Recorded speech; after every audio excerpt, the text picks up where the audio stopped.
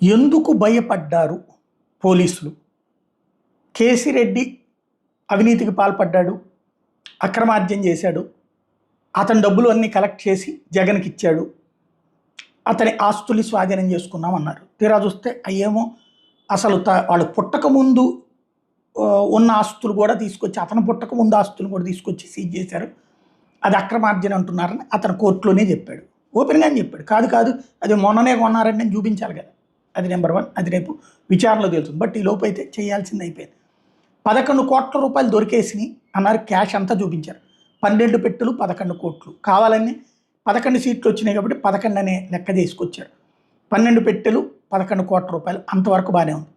ఇందులో key point ఏంటయ్యా అంటే, కేసిరెడ్డి నిన్న కోర్టులో వేసిన లెక్క ఏంటి, దాని మీద నా ఫింగర్ ప్రింట్లు ఉండాలా, ఆ నోట్ల మీద అన్న ఉండాలా, అట్టపెట్టి మీద అన్న ఉండాలా, అవన్నీ